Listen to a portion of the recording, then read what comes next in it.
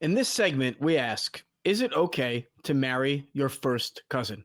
How much say should the government have over who someone can marry? We know that there are different laws that have been repealed and laws that have been enacted based on marriage. Which ones are okay and which ones aren't? We're going to talk about that tonight when we tackle the first cousin controversy. But first, Jonathan, can you tell us what is happening in Tennessee? Well, the Tennessee legislature has passed a bill prohibiting marriage between first cousins, a move that has sparked a debate among the lawmakers, while proponents argue that for the prevention of potential genetic risks associated with cousin marriage, skeptics question the necessity of such legislation.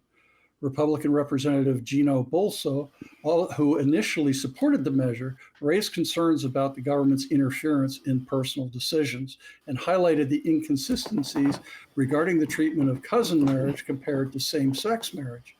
Despite opposition, the bill proposed by Democratic Representative Darren Jernigan was approved, signaling a contentious shift in the Tennessee's marriage laws. And this was a story from NBC News by the Associated Press on April 12th, 2024. Yeah, so Scott, I want to jump to you real quick. All right. Do governments even have a right to impact any marriage decisions whatsoever? What's your take on that? Well, I mean, at the bottom, marriage is a contract between individuals, and of course, yes. The short answer is yeah, they do have a right to impact marriage decisions. They have not only a right but a responsibility to maintain things like fairness in business interactions, but also health concerns too. And so the government does have a responsibility to. I mean, for example, I can't go around punching people. They say that my right to swing my fist ends at the end of your nose. And so that's where the government steps in. And so there's arguments on both sides here. First, for cousin marriage, we want to promote freedom. We want to give people the freedom to love who they want, to have relationships with who they want to, and to form business contracts with, which is, basically what a marriage is, at least legally.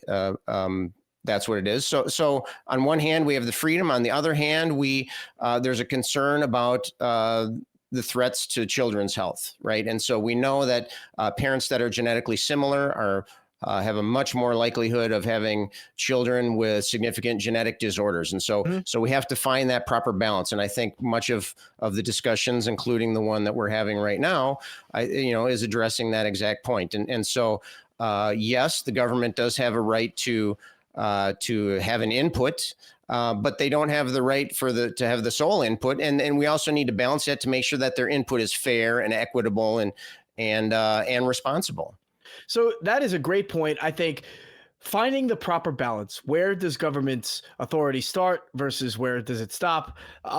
Richard, what are some of the costs that society could incur if marrying your first cousin was a popular practice and not regulated by the government?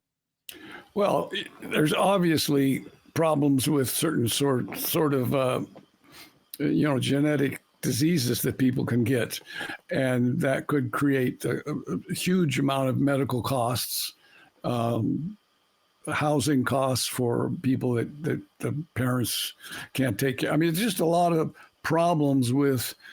We would love to have everybody be born and be healthy. That's not going to happen. But if we know that some particular practice leads to a much higher percentage of,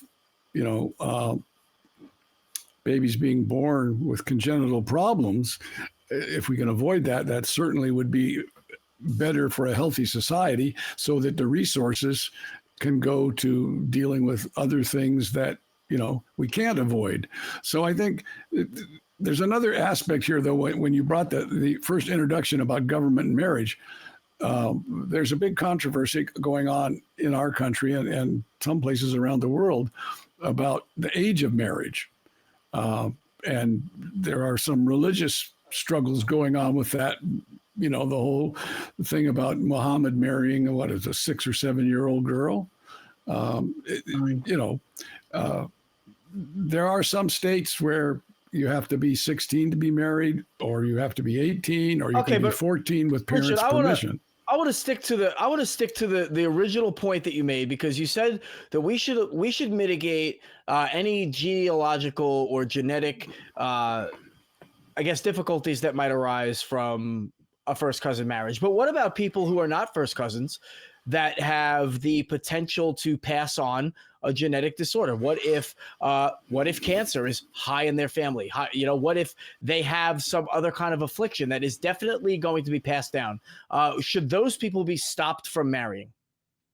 Well, the question, there's a twofold question there. There's the question of should they be married or should they have children? Because being married doesn't create a child with congenital problems. Having children can do that. So you have to bifurcate the question there. And, I mean, I'm a parent, and, I looked into all that stuff before my wife and I started planning on having a child. And, if either of us had had a high likelihood of something like that, I probably would have said, no, let's just adopt a good, healthy kid. And instead of risking, I don't have that kind of ego thing about blood relatives. I think, your relationships are built on bonding, and being good to people, as opposed to that's my blood, Well, genetics has certainly reared its head in this conversation. And so, Jonathan, I want to ask you, should people be forced into, as some opponents of this ban might suggest, should they be forced into any kind of genetic counseling or consultation before marrying? And whether it's first cousins or not, is that something that you think the government has a right to dictate? No, I don't think that they have a right to dictate, because ultimately, just like Richard said, this isn't about marriage. This is about sex. Yeah. And so the law is not really designed to affect marriage per se, though they're using marriage. It's to affect who's allowed to have sex. I'm profoundly against that. I think people should be able to do whatever they want, but they should be informed. I think there should be some sort of education so that they know what the risks are and their particular risks are? Of course. But, a lot of times people are in a condition where their eyes will glaze over while you're telling them about it. So, it's one of these things where mandating it won't work anyway, because they'll just sit there and not absorb a thing. We have to put this in an educational context, which they'll pay attention. Many cultures encourage first cousins to marry, and in order to preserve family traditions and money and status. And Southeast Asia, China, Middle Eastern countries, they all do this. It's just something that you can't just root out. There are some countries that reach marriages may reach 20 to 30% of all marriages are first cousins. In order to keep the clan, it's very clannish. Yeah, this is an old practice. You're not going to get rid of it without education. Can I just make one tiny little thought go ahead, here? Richard, go ahead, and then we're going to jump to Scott. One thought about what Jonathan said. I just want to disagree you about the word you used. It's not about sex, because people can have sex all day long and not have kids. It's about having children. Okay, but that's true. But I have another thing to say about that. Go ahead, Jonathan. We'll leave it for later. Yeah, right. Let's put a pin in that. Scott, I want to ask you, where do we draw the line? Okay, You're giving me the hard ones, huh? I want to know. Do we say, all right, well, if first cousins can't marry because we know they're going to have sex, and we know, or they're likely to make a genetically, disadvantageous position for their child. Well, then, since those first cousins can't marry, then these homosexual first cousins can't marry, or these sterile first cousins can't marry. Now, do we come into a position where we're now discriminating against each other, or discriminating against certain groups? I mean, where does this line get drawn? What are your thoughts? Right, and I think that you said to put a pin in what Richard and Jonathan were talking about. But I think this comes directly from that point. We're not talking about marriage doesn't cause birth defects. Sex doesn't cause birth defects. having children causes birth defects, right?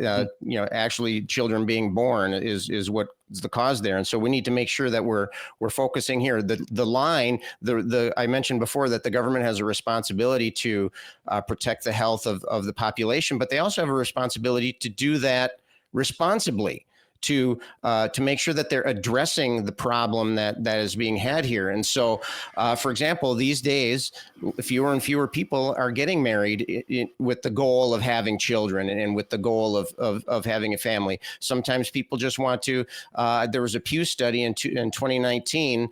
88% of Americans say that love is a great reason to get married. 81% say making a lifelong commitment. 76% say companionship is a very important reason to get married. Only 49% of Americans say that having children is a very important reason to get married. And so the goal of having children, so there's a gap that's growing between getting married and or having sex versus having children. And so I think, apropos to your question, the government needs to, when it does act and when it does make moves in protection of the population, they have to do it responsibly.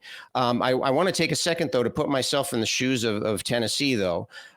So we can talk about how we think that these things aren't necessarily tied together and don't impact, but Tennessee is different. I live in Minnesota, and Tennessee is a different community than we have here in Minnesota. PowerToDecide.org points out that there's over 400,000 women in need that live in quote unquote contraceptive deserts. Okay, so they don't have access to all the different kinds of contraception. So that blurs the tie between sex and children. Likewise, Tennessee is one of 14 states that have banned nearly all abortions.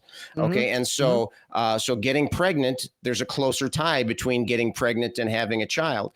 And so if we look at it from the perspective of a Tennessean, and I think that is the proper term for somebody from Tennessee. If we look at it from the perspective of a Tennessean, or at least the majority or the community, the governmental leadership of Tennessee, in their eyes, there is a closer tie between marriage and having children and having sex and having children and that kind of thing. And so, it allows me to at least understand what they're doing. I don't agree with what they're doing, but at least I can understand that they maybe they see a closer tie to those things than perhaps some of the rest of us do. And I want to go back to Jonathan and give you a chance to respond. You and Richard started having a conversation there, and I think this is all relative, but go ahead and pick up your thought where you left off, Jonathan. Oh, you're giving an old man a chore with his memory. Oh, you have to figure out what you were. Hey, I can help you along. I have it. Okay. I have it. What we were talking about is the difference between sex and having children and having children that are defective. Mm-hmm. And that is a difference. I agree with that. But I also agree but my objection, actually, Scott just went over. There are other situations that can occur and that cause people who have sex to have babies. There's contraceptive debt, and they're trying to get rid of contraceptives too. Well, let's not get too far down that road because it's not part of this article. But if you're a woman, this is just another way to basically deal with a woman's reproductive health. And so it's a whole subject that as a male, I don't feel competent to talk about. But okay. But they should, anybody who's planning on getting married, I think probably should talk to their doctor about the possibility of genetic problems or birth defects, abnormal development issues before going through with sex. The real reason, what I consider the real reason of the law, is trying to control people's reproductive habits. All right, but Richard, and I want to thank you, Jonathan. I want to reflect on what everybody's saying right now. Are we getting a little bit ridiculous here? I mean, come on. Are we really suggesting that maybe people should have sex but not have children? What's the likelihood that people have that kind of restraint? Or what's the likelihood that people can even refrain from having sex in a responsible way? Where do we just stop and say, you know what, let's be honest with ourselves. We treat sex like a natural a natural part of life, just like breathing or eating. People are going to do it. They're going to do it. And when you're in the midst of that, when you're really in there getting it on, are you really thinking about what the consequences in 5 years are going to be, or in a year are going to be, or are you just in the moment? And I just don't see that this is really a conversation worth having, because people are just going to want to do what they do anyway. Richard, what do you think? Well, I there's a degree of that, but then there are people who are more conscientious about what they're doing with their lives. That doesn't mean they're not going to have wild and crazy sex parties, but a lot of people. but that's different than having children too. But a lot of people, use contraceptives conscientiously, and so they're because they don't want to have. Maybe they already have 2 kids and they don't want to have any more. The thing that we haven't talked about much here, which is a kind of an ethereal topic, but it sort of really fits into this. And before I go there, I just want to remind everybody about a famous musician who married his cousin. Does anybody remember from the South? Jerry Lee Lewis. Yeah, Jerry Lee Lewis. Jerry Lee Lewis, yes. Was she like 15 or something? Or yeah, she was young. Or 13. But also his cousin. The whole concept of love. I mean, what are you supposed to do? Let's say you and your cousin live completely on the other side of town of each other, and you get together at Christmas and Thanksgiving and Easter or some other holidays, whatever. And as you grow up, you find that you're falling in love with this person. You're supposed to go, oh my God, it's my cousin. I can't love him. I mean, who knows about how you deal with those feelings? You know what I mean? That's a part of this question that's kind of intertwined in there, but it's not math. It's not science. It's all about emotion and feelings. And that intercedes with the whole freedom issue in terms of government telling you what to do and what not to do. So that's a tough one. No, that's absolutely right. And that is a great segue, because I want to take this back to the point of the article. Scott, I want to go to you again. Let's get excuse me. We're going to have to edit that out, ladies and gentlemen. I'm sorry for that. But take care of that in post. Yeah, right. The following was transcribed. What we're going to say is, does the government have the right to tell us who we can or cannot marry? Period. Dot. I mean, let's get down to brass tacks. In an ideal world, I would say no. But there are practical issues. Jimmy, actually, you brought up a point that I think supports that perspective. You said that people were going to have sex regardless, and I think that just accentuates the idea that sex is not tied to marriage, right? They're not hand in hand. And so when you regulate marriage, it's not addressing the problem. And so if they do want to regulate marriage, marriage is a legal contract. And so of course the government can contribute to that. Now, whether or not they can dictate who you're allowed to marry, that's a totally separate issue. And that's an area where I think the government has no say in it. That it's none of their business. I disagree. Go ahead, really, Richard. What's I wrong? wanna With hear that? that. You have to have age limitations. You can't have 30-year-old men marrying 10-year-old girls. Yes. Children can't give informed consent. Children can't give consent. Don't kid yourself. Right. There are some states where there's no That's regulation not what I meant. whatsoever. I wasn't talking about child Nobody's marriage. advocating But you were for that. speaking generally, so I just wanted to narrow it. You're right. Thank you, Richard, for pointing that out. Yes, Nobody's advocating for that. But let me tell you something. Let me ask Jonathan this. Okay, so in a perfect world, Scott says the government should not have the ability to regulate your marriage, right? Okay, and then Richard talks about some states where we see children forced into marriage, which of course we're not advocating for. But in those same states, those same cultures, we see polygamy. Should we be as outraged at polygamy as we are with the idea of first cousins being married, which in my case would be to say that we're not outraged at all? What are your thoughts there? I'm not really outraged at anybody's proclivities for marriage, Or lack of other outrage, I things. should say. Or I have a huge lack of outrage about it. Well, other than listening to the song "I Am My Own Grandmother" by Esmeralda, you kind of you can get to the extremes of things. But as long as everything's not being intrusive on a person's free will to do and the person's consent, As everything's consensual, I don't have any problem with people do unless the person is under the age of consent, which varies by state to state. But I think anybody who tries to force any or convince anybody who's under the age of 18, I think it probably should be 25 when their brains finish forming, Sure. to get involved with or do anything, even though teenagers are going to be teenagers. But I think that should have legal restraints on it. It's a contract. Marriage is a contract. It should not be able to be entered into with people who are not the age of consent and in a capacity to consent for it. Which I mean by that is it's not under duress. There's all sorts of things you could put in there legally, but it should be regulated in that sense, where people can't force people to do something that they otherwise wouldn't do. Okay. So, but other than that, do whatever you want, be free, get consent, and I'm good with it. Yeah.